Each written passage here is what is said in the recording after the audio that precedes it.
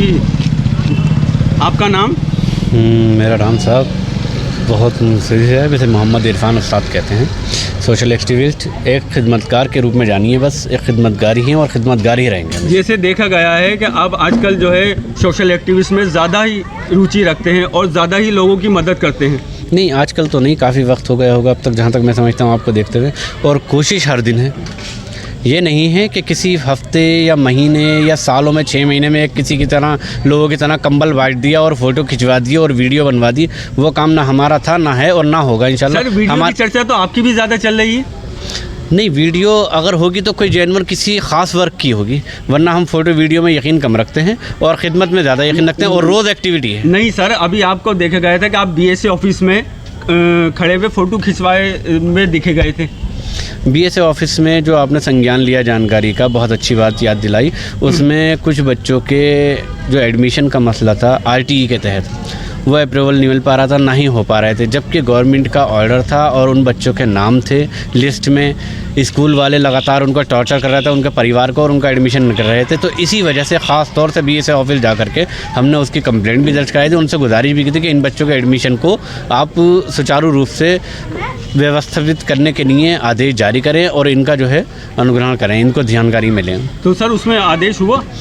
हाँ हुआ, क्यों नहीं हुआ, बिल्कुल होगा। जब एक मिनट होगा, उसमें एक हाई कोर्ट का एक आदेश आया है कि अगर कोई व्यक्ति उस कानून के तहत आता है दूसरे वार्ड में भी, तो उसको एडमिशन दिया जाएगा। बिल्कुल है, यही कानून है। जबकि स्कूल वालों ने अपने अपने कानून खुद बना रखे हैं। बड़े अफसोस की बात है, जब एक गवर्नमेंट आपको पैसा दे रही है, जब एक गवर्नमेंट आपको अथॉरिटी दे रही है, और जिन बच्चों के नाम आए थे और लिस्ट में जारी हुए थे, वो बिना BSA की मर्जी के तो नहीं जारी हुए होंगे। बिल्कुल नहीं। मैं आपसे सवाल करना चाहूँगा, बिना BSA के पारित करे तो नहीं होंगे ना उनकी जानकारी के बिना।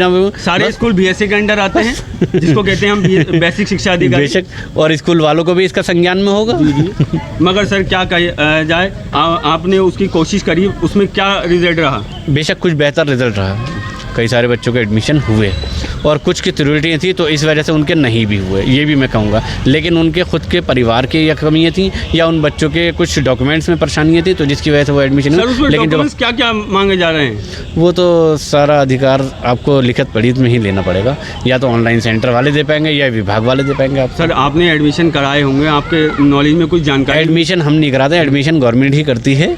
हमने उसके लिए कोशिश करी थी, जिन एडमिशनों को पारित कर दिया गया था और जिन एडमिशनों के नाम आ गए थे बच्चों के, उनके एडमिशन नहीं लेने पर स्कूल वालों के खिलाफ कुछ शिकायत भी दर्ज कराई थी, और उन स्कूल वालों को एक गुजारिश के तौर पर, एक मोहब्बत के तौर पर बताया भी गया था कि आप इनके एडमिशन करें। जब एक गवर्नमेंट ने अलॉटमेंट किया है और BSA ने इनका नाम जारी किए हैं, तो इनको आप आदेश में लीजिए, इनको अपने स्कूल में जो एडमिशन है इनको पारित कीजिए। धन्यवाद सर। जी सर, आपका नाम? मेरा नाम विशाल कुमार दिलवारिया, मैं राष्ट्रीय मानव अधिकार एंटी करप्शन से जिला अध्यक्ष युवा प्रकोष्ठ रामपुर।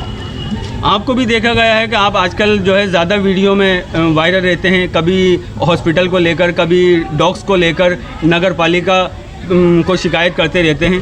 क्या वजह रही होगी सर? वजह यह है कि जो हमारा संगठन है, हमारे संगठन का एक काम है कि ह्यूमन राइट्स, अगर ह्यूमन राइट्स को हम ध्यान में देखते हैं तो बहुत सी कमियां जो है विभागों द्वारा, सरकारी विभागों द्वारा देखी जाती हैं, जिसमें कुत्तों को लेकर अगर बात चलती है तो नगर पालिका बहुत ज़्यादा सोई हुई है, और सोने का कारण यह है कि पता नहीं ऐसी कौन सी उनकी मजबूरियां हैं कि शहर में कुत्तों का आतंक निरंतर बढ़ रहा है। जिस मैदान में आज हम किले के मैदान में खड़े हुए, यहाँ पर भी ऐसे बहुत से हादसे हुए, मैंने भी अवगत कराया अधिशासी अधिकारी को, लेकिन कहीं ना कहीं कमियां रह रही हैं, इसलिए वीडियो के माध्यम से हमें सामने आना पड़ता है। सर आपने इसको लेकर एक कोई ज्ञापन दिया?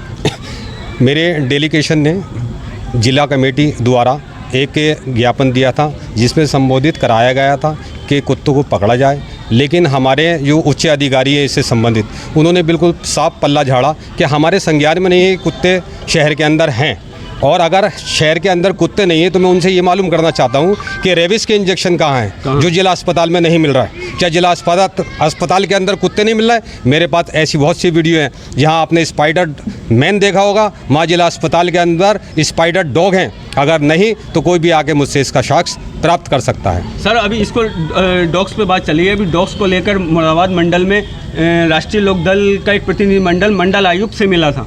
जहाँ पीड़ित होगा, जहाँ सुनवाई निचले स्तर पर नहीं होगी, वहाँ उच्च स्तर पर जाने ही पड़ेगा। ये कोई भी एक स्पेशल नहीं है। जहाँ पीड़ित होता है वो किसी न किसी संगठन का सहारा लेता है और अपनी बात उच्च अधिकारी से करता है। धन्यवाद सर। जय हिंद। जी सर। जी देखिए, मेरा नाम राकिब खान है, भारतीय किसान यूनियन एकता शक्ति का ज़िला प्रभारी हूँ। आज किले के मैदान में हम आए हैं। सबसे पहले तो आपका मैं बहुत बहुत आभारी हूँ कि आप लोगों ने अपना कीमती समय दिया हमें और आज हम लोग आए हैं। बस समस्या जो है लगातार चली आ रही है, जिस पर मैं आवाज़ उठाता हूँ। जैसे कि सबसे पहली समस्या जो है, इस टाइम पे गुमराह किया जा रहा है जनता को, चाहे वो अस्पताल वाले हों, चाहे वो बिजली विभाग वाले हों। पहला मुद्दा जो है अस्पताल का बताऊंगा मैं आपको। अस्पताल के अंदर DK वर्मा आए, वो CMS तो काफ़ी बढ़िया है, अस्पताल के अंदर काफ़ी अच्छी जो मतलब कि सफाई सुथराई है, काफ़ी अच्छा देखा जा रहा है। लेकिन जो सबसे पहली समस्या अस्पताल के अंदर, वो इतना पैसा लगा रहे हैं, सब कुछ कर रहे हैं, लोगों को चमकाने का भी काम कर रहे हैं, लेकिन आज तक दिल का डॉक्टर्स नहीं है। दिल के डॉक्टर्स अस्पताल, डॉक्टरों की कमी तो वहाँ हमेशा रही है। अनेक संगठनों ने डॉक्टरों की कमी को लेकर ज्ञापन भी सौंपा है, शिकायत भी की है। अभी डॉक्टर DK वर्मा को जो यूपी के स्वास्थ्य मंत्री हैं, उन्होंने भी उनको जो है शाबाशी दी थी। जी, उनको सम्मानित किया गया था उनके द्वारा। लेकिन मैंने आपसे कहा ना, उनके पास इतने पावर होने के बाद भी एक डॉक्टर मतलब हार्ट का जो है नहीं आया जा रहा है। सर हार्ट के डॉक्टर कहीं से डॉक्टर नहीं है। वहाँ पे डॉक्टर हैं वो संविधा पे लगे हुए हैं और वो अपना हॉस्पिटल देखते हैं। अस्पताल में टाइम कम देते हैं, अपना हॉस्पिटल ज़्यादा देखते हैं। मैं वही बता रहा हूँ आपको कि सबसे पहले वहाँ पे हार्ट के डॉक्टर होना चाहिए, क्योंकि आपको बता दूँ कि 26 लाख शायद के यहाँ पे जनता है और 26 लाख के पास 26 लाख ही दिल हैं। तो हर 3 घंटे बाद किसी न किसी को हार्ट अटैक होता है। तो वो जब अस्पताल पहुँचता है तो वो जाते जाते उसकी मौत हो जाती है।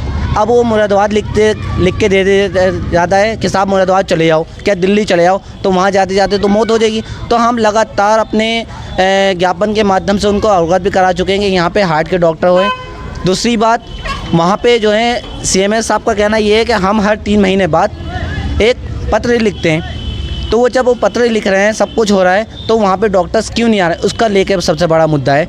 दूसरी बात, बिजली विभाग इस टाइम पे अंधाधुंधी चेकिंग कर रहा है, लोगों के साथ में खिलवाड़ कर रहा है। आप देख लीजिएगा, स्मार्ट मीटर लग रहे हैं, उसको तो कोई रोक नहीं सकता, लेकिन स्मार्ट मीटर जो लग रहे हैं उसमें जो है बिल आ रहे हैं लोगों के ऑनलाइन। सर स्मार्ट मीटर के साथ साथ उन्होंने उसका हेल्पलाइन नंबर जारी किया है। हेल्पलाइन नंबर जारी किया है, तो उसमें है क्या, आप देखिए ना पहाड़ी गेट पे जाके जय साहब को फ़ोन करिए, कभी कोई समस्या है जय साहब फ़ोन नहीं उठाते हैं। प्रधानमंत्री हैं जय साहब, वहाँ के नए जय साहब आए।